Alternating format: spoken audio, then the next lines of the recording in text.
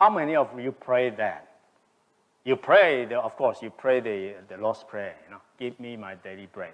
But how many of you really believe that? You really just want the daily bread? You do not want, really, some money for next month or next, 5 years? And how about your future? How about your house? How about getting married, young people?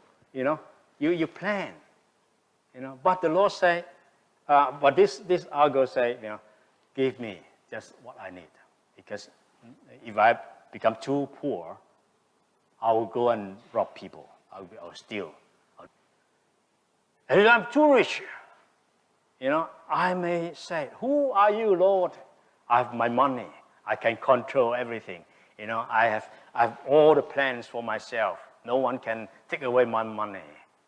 All right? So we become too proud. So how many of us really ask for daily bread only? I don't think many of us. You always say, well, daily bread plus. You want money, but be careful, okay? You have to manage your money wisely, really. So I'm going to share with you 7 steps towards freedom. 7 steps to make yourself free from loving, craving for money. We do need money, okay? We can't avoid that. We work for money. We work for people. We trade to gain money in order to survive. But how can we, do not tie ourselves down? How can we be free? First of all, give willing. How come everything out? I'm supposed to have one by one, No. It's all right. 7 steps. 7 steps, okay?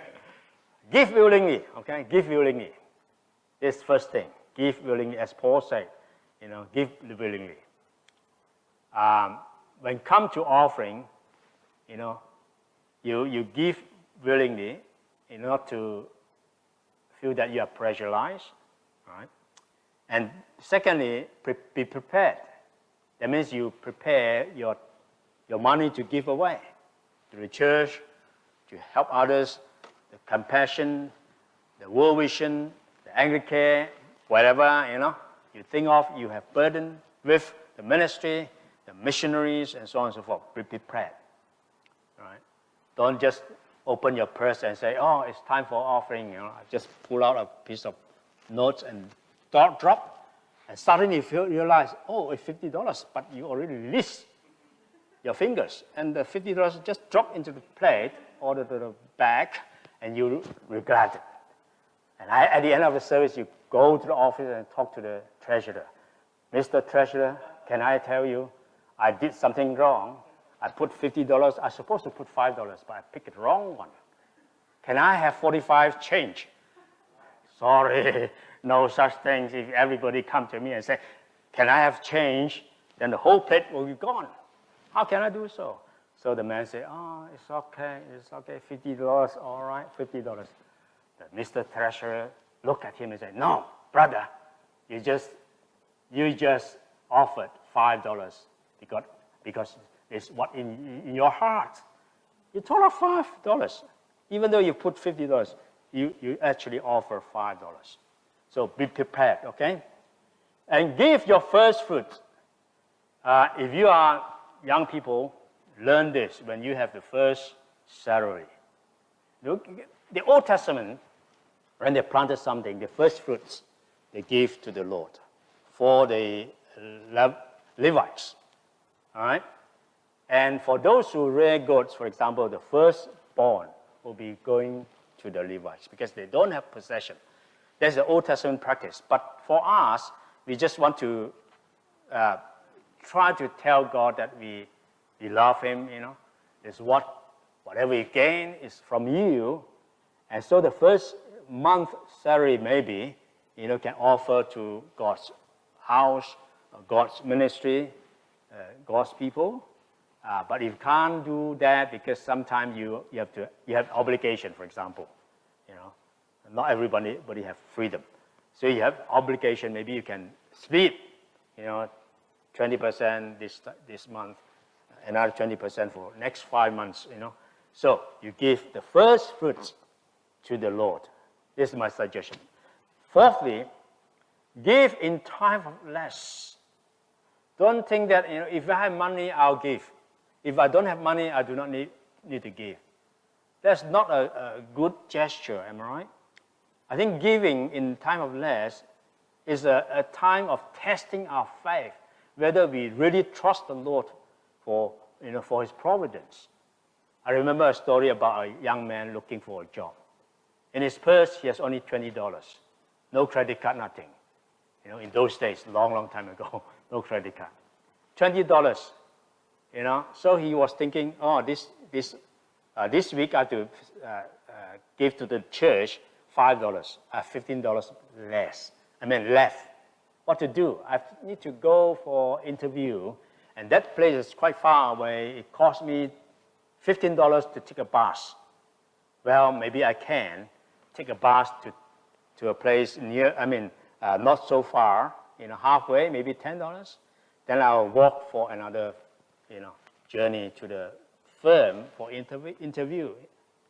So he did that.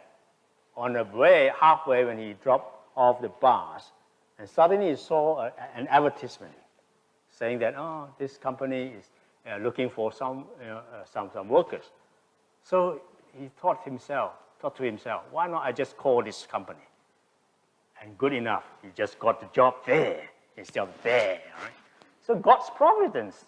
Who said God can't provide? I remember a lot of stories about this. God providence.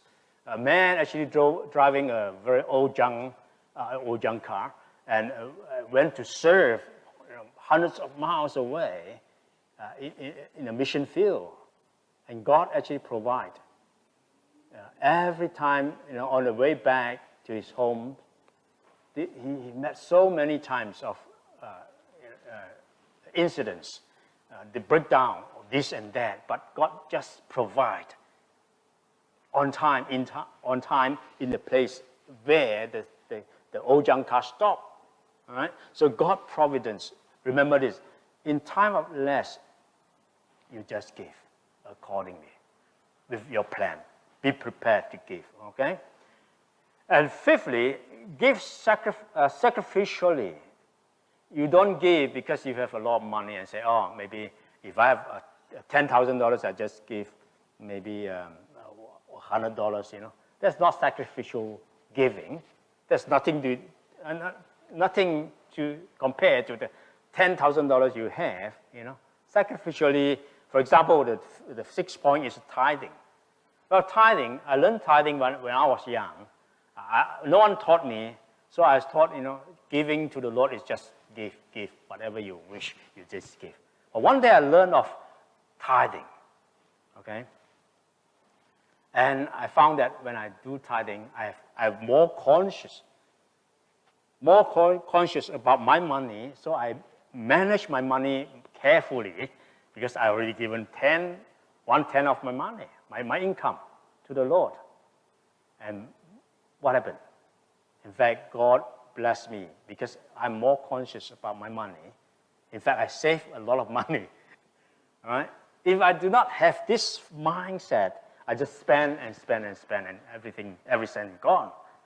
So tithing and sacrificially means it's more than tithing. You give more. All right? Even the 7th point is faith giving, pledging. I remember when I was a young minister, the church wanted to rebuild the church building. It was a wooden small hut, so we had to tear down and rebuild. So everybody pledged. So as a minister, I also, have a good example to show to the people.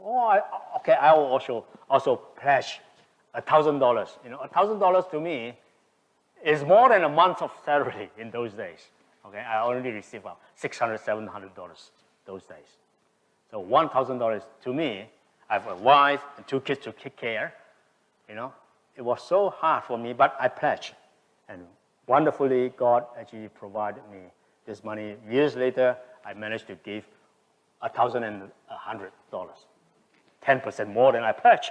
All right. So tithing and pledging and sacrificially give to the Lord.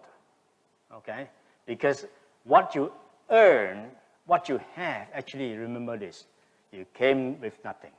You came naked, and we gone naked. Okay. Of course, you'll be wrapped and put in a coffin, but basically, spiritually, we came naked and gone naked. So everything we have, remember this: all you have, your talents, your money, your time, everything, your family, your friends, everybody surrounding you, all these are in the providence of God. Amen?